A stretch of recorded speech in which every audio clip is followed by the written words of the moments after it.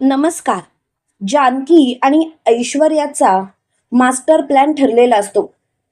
त्याप्रमाणे ऐश्वर्या पोलीस स्टेशनला फोन करते आणि त्यांना सांगते की जानकी रणदिवेला किडनॅप केलं गेलं आहे आणि मी तुम्हाला तिथलं लोकेशन पाठवते, प्लीज तुम्ही तिथे या.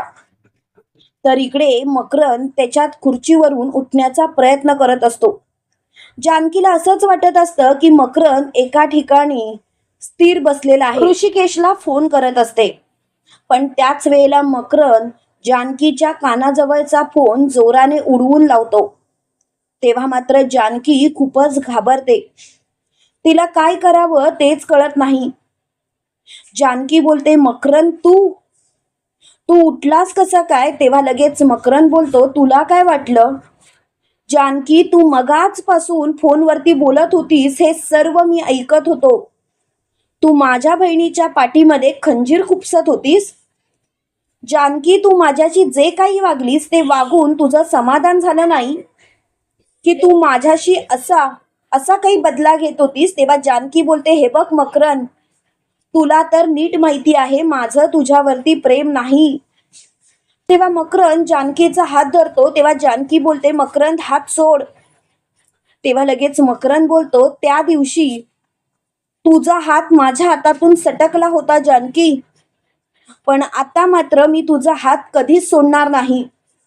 जानकी, तू मला पाहिजेस म्हणूनच इतके वर्ष फक्त आणि फक्त तुझ्यासाठी वाट बघतोय मी. जानकी, जानकी बोल ना, आता तरी माझ्याशी लग्न करशील का? तेव्हा जानकी बोलते, वेडा वगैरे झालायस का तू? मकरंद, अरे माझं लग्न झालंय, मला एक मुलगी सुद्धा आहे. मकरंद, हे बघ, माझा आणि माझ्या नवऱ्याचा संसार सुखाचा चालू आहे, प्लीज त्याला काही गालबोट लावू नकोस ना. तेव्हा लगेच मकरंद बोलतो, गप्प बस. जानकी, अगं तुला माझं प्रेम दिसतच नाही. तेव्हा लगेच जानकी बोलते, मकरंद, माझं तुझ्यावरती प्रेमच नाहीये. मी तुझ्या प्रेमाचा स्वीकार करते ना मकरंद, पण मकरंद तू अशा पद्धतीने माझ्याशी वागलेलं मला नाही आवडणार. मकरंद, प्रेम कुणावरतीही होऊ शकतं, मला माहिती आहे. तुझं माझ्यावरती प्रेम आहे याबद्दल माझं काहीच म्हणणं नाही, कारण प्रेम कोणावरतीही करू शकतो माणूस, आणि त्या बाबतीत मी तुला अडवणार सुद्धा नाही. पण मकरंद, मी कोणावरती प्रेम करायचं आणि कोणावरती नाही हे सुद्धा मीच ठरवणार ना. तू असं कसं काय बोलतोस मकरंद? अरे जरा तरी विचार कर. तेव्हा लगेच मकरंद बोलतो, मला कसलाच विचार करायचा नाहीये. मला फक्त याच गोष्टीचा विचार करायचा आहे, तो म्हणजे जानकी, काही झालं तरी तू मला माझीच झालेली पाहिजेस आणि त्यासाठी मी काहीही करेन. जानकी, प्लीज प्लीज माझ्यापासून अशी लांब जाऊ नकोस. तेव्हा जानकी बोलते, तुला काही वेळ लागलाय का? मकरंद, एक गोष्ट लक्षात ठेव, मी माझ्या ऋषिकेश शिवाय दुसऱ्या कोणाचाही विचार करू शकत नाही आणि माझं माझ्या ऋषिकेशवरती खूप प्रेम आहे. त्यामुळे प्लीज तू असा विचार सुद्धा करू नकोस. तेव्हा मात्र लगेच मोठ्यानी मकरंद बोलतो, गप्प बस. सारखं काय ऋषिकेश ऋषिकेश ऋषिकेश लावलंयस? जानकी, हे ऋषिकेश ऋषिकेश करणं सोडून दे. जानकी, मला तुझं हे वागणंच पटत नाही. तेव्हा जानकी बोलते, गप्प बस. आता मला तुझ्याशी या गोष्टीवरती वाद घालायचाच नाहीये, आणि जर का तू माझ्याशी वाद घालण्याचा प्रयत्न जरी केलास ना तरी एकच सांगेन, प्लीज प्लीज मकरंद, माझा नाद सोड. तेव्हा लगेच मकरंद बोलतो, जानकी, अगं माझ्या बहिणीने एवढं सगळं केलं आणि तू मात्र माझा विश्वासघात करतेस. जानकी, प्लीज माझ्यासोबत राहा ना. इकडे मात्र ऐश्वर्या खूपच घाबरलेली असते, कारण तिला जानकीचं काहीच समजत नसतं. इन्स्पेक्टर साहेब त्या ठिकाणी आलेले असतात. तेव्हा लगेच ऐश्वर्या बोलते, काहीही करा इन्स्पेक्टर साहेब, जानकीचा जीव धोक्यात आहे. तेवढ्यात मात्र तिने ऋषिकेशला फोन केलेला असतो आणि घडलेला सगळा प्रकार सांगितलेला असतो. त्यावेळेला मात्र लगेच मोठ्यानी ऋषिकेश बोलतो, ऐश्वर्या हे सर्व करण्याआधी एकदा तरी मला सांगायचं होतंस ना. ऐश्वर्या जानकीने सुद्धा विश्वासात घेऊन मला हे सांगितलं नाही. तेव्हा लगेच ऐश्वर्या बोलते, ऋषिकेश प्लीज या गोष्टीचा आता विचार करू नकोस, उलट या गोष्टीचा विचार कर जानकीला कसं वाचवता येईल. तेव्हा ऋषिकेश बोलतो, आता तर मी त्या मकरंदला सोडणार नाही. आता त्या मकरंदची मी चांगलीच वाट लावणार. काहीही झालं तरी सुद्धा त्या मकरंदला धडा मी शिकवणारच. तेव्हा मात्र मोठ्याने ऐश्वर्या बोलते, ऋषिकेश मी तुला लोकेशन पाठवते, तिथे ये. आणि लगेच ऐश्वर्याने लोकेशन पाठवलेलं असतं. त्यावेळेला ऋषिकेश मात्र सौमित्राला बोलतो, सौमित्र खूप मोठी गडबड झाली आहे. आणि तो सगळा घडलेला प्रकार सांकेतिक भाषेमध्ये सौमित्राला सांगत असतो. तेव्हा मात्र सौमित्र बोलतो, म्हणजे ही माया लबाडच निघाली म्हणायची. या मायाने हे सर्व केलंय ना, आता मात्र या मायाला मी सोडणार नाही. इकडे जानकी खूपच घाबरलेली असते. मकरंद जानकीच्या गळ्यामध्ये जबरदस्तीने मंगळसूत्र घालण्याचा प्रयत्न करत असतो. तिथे माया सुद्धा आलेली असते आणि मायाने जानकीला धरलेलं असतं. त्यावेळेला जानकी बोलते, माया अगं तू एक स्त्री आहेस तरी सुद्धा तू असं कसं काय वागू शकतेस. अगं तुला कळतंय माझं लग्न झालंय आणि तू तुझ्या भावाशी माझं जबरदस्तीने लग्न लावतेस. त्याला काहीही अर्थ नाही. माया हे सर्व थांबव. तेव्हा लगेच माया बोलते, गप्प बस जानकी. जानकी या सगळ्या गोष्टींना तू जबाबदार आहेस. जानकी तुझ्यामुळे या सर्व गोष्टी घडतायत, कळतंय का. तेव्हा लगेच जानकी बोलते, मी तुला खरं तेच सांगते. हे सर्व थांबव, नाहीतर नको त्या गोष्टी घडतील. तुम्ही माझ्या ऋषिकेशला कमी समजू नका. माझे ऋषिकेश येतच असतील.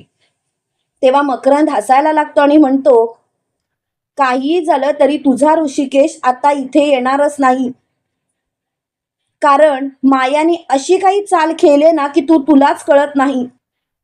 तेव्हा लगेच जानकी बोलते, तुम्ही चुकताय. माझे ऋषिकेश येतच असणार की नाही बघा. तेव्हा मात्र लगेच मोठ्यानी जानकी बोलते, आता एक गोष्ट लक्षात ठेवा. तुम्ही जे काही करताय ना ते खूप चुकीचं करताय. आणि तुम्ही जर का हे सर्व थांबवलं नाहीत ना तर याची शिक्षा मात्र तुम्हाला चांगलीच मिळणार. तुम्हाला वाटत असेल की तुम्ही खूपच चांगल्या गोष्टी करताय, तर नाही. आता तर मी तुम्हाला कधीच माफ करणार नाही.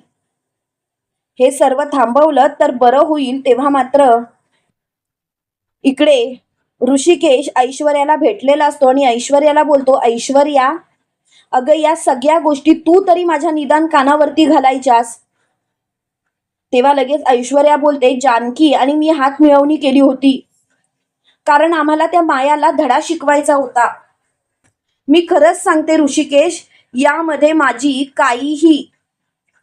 काहीही केलेलं नाही मी. तेव्हा लगेच मोठ्याने ऋषिकेश बोलतो, ऐश्वर्या जानकीने तुझ्यावरती विश्वास ठेवलाय म्हणजे नक्कीच तू यात सामील नाहीयेस. आणि इकडे मात्र मकरंद जानकीच्या गळ्यात मंगळसूत्र घालणार तेवढ्यात ऋषिकेशने जोरामध्ये दगड मकरंदच्या हातावरती मारलेला असतो. मकरंदच्या हातातून मंगळसूत्र खाली पडलेलं असतं. त्यावेळेला जानकी मकरंदला बोलते, बघितलंस मकरंद, मी तुला बोलले होते माझे ऋषिकेश येणार. आणि मकरंद तू चांगलाच तोंडावर आपटलास की नाही. मकरंद मी तुला कितीतरी वेळा सांगण्याचा प्रयत्न केला, माझ्या नादी लागू नकोस. काय ना माया, तू माझं घर बर्बाद करायला निघालीस. माझं कुटुंब उद्ध्वस्त करायला निघालीस. माया तुला हे सर्व करून काय मिळालं देव जाणे. पण एक गोष्ट मात्र लक्षात ठेव माया, या सर्व गोष्टींसाठी मी तुला कधीही माफ करणार नाही. माया आता मात्र सगळं काही संपल्यात जमा आहे. तेव्हा मात्र माया खूपच चिडलेली असते. माया मोठ्याने बोलते, तुम्हाला असंच वाटत असेल की तुम्ही जिंकलात, पण तुम्ही जिंकलात नाही. तेव्हा मात्र मकरंद खूपच विचित्रासारखा करायला लागतो आणि तो जानकीचा हात धरतो आणि जानकीच्या डोक्यावरती पिस्तूल पकडतो. त्यावेळेला ऋषिकेश म्हणतो, मकरंद जानकीला काहीही झालं तरी सुद्धा तुझा इथल्या इथे मी जीव घेईन. काहीही जानकीच्या बाबतीत वाईट साईड करण्याचा प्रयत्न करू नकोस, नाहीतर तुझी वाट लागेल. तेव्हा मात्र तिची खूपच चिडचिड झालेली असते. त्यावेळेला माया जानकीच्या डोक्यात काठीने वार करणार तेवढ्यात मात्र ऋषिकेश जानकीला जोरात स्वतःकडे ओढतो आणि मकरंदच्या पोटात लाथ मारतो. त्यावेळेला लगेच मकरंद मोठ्याने बोलतो, ऐश्वर्या सगळं संपलं. ऐश्वर्या मला या माणसांना सोडायचं नाही. तेव्हा ऐश्वर्या बोलते, दादा दादा रे तू शांत हो, असा हायपर होऊ नकोस. तेव्हा लगेच मोठ्याने जानकी बोलते, मकरंद माझं तुझ्यावरती कधीच प्रेम नव्हतं आणि कधीच नसणार आहे. मकरंद मला तुझ्याशी कोणताच संबंध ठेवायचा नाही. आणि खरं सांगू का मकरंद, मला तुझ्याशी बोलायची सुद्धा इच्छा राहिली नाही. एक मित्र म्हणून जर का तू माझ्या बाजूने उभा राहिला असतास तर मला आवडलं असतं, पण आता मात्र तू माझ्या मनातूनच उतरलास. मकरंद तुला असं वागून काय मिळालं? तेव्हा लगेच मकरंद बोलतो, जानकी प्लीज प्लीज असं नको ना करूस. जानकी प्लीज मला सोडून नको ना जाऊस, मी नाही राहू शकत तुझ्याशिवाय. तेवढ्यात मात्र इन्स्पेक्टर साहेबांनी जानकीला मोठ्याने हाक मारून म्हणतात, जानकी रणदिवे तुम्ही ठीक आहात ना? तुम्ही नका काळजी करू, याचा बंदोबस्त आम्ही करतो. आणि त्यांनी लगेच मकरंद आणि मायाच्या हातात बेड्या ठोकलेल्या असतात. त्यावेळेला जानकी मायाच्या सनसनीत कानाखाली मारत बोलते, माया बघितलंस तुझी लायकी काय आहे ती? माया हेच तर मी तुला समजवण्याचा प्रयत्न करत होते. माझ्या वाटेला जायचा प्रयत्न करू नकोस, कारण मी जानकी ऋषिकेश रणदिवे आहे. कसा केला तुझा खेळ खल्लास. तेव्हा मात्र माया बोलते, जानकी याची किंमत मात्र तुला नक्कीच चुकवावी लागणार. तेव्हा लगेच जानकी बोलते, मला किंमत चुकवायची गरजच नाही आणि मला या विषयावरती काही एक बोलायचं नाही.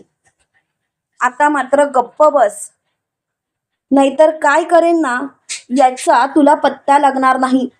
तुम्हाला काय वाटतं मित्रांनो, खरोखर जानकी आणि ऋषिकेशने ऐश्वर्याशी हात मिळवणी करून कायमचं माया आणि मकरंदचा खेळ कल्लास केलाय? ते तुम्हाला आवडलंय का? कमेंट करून नक्की कळवा. आणि असेच मालिकेंचे नवनवीन अपडेट पाहण्यासाठी व्हिडिओला लाईक आणि चॅनलला सबस्क्राईब करायला विसरू नका. थँक्यू.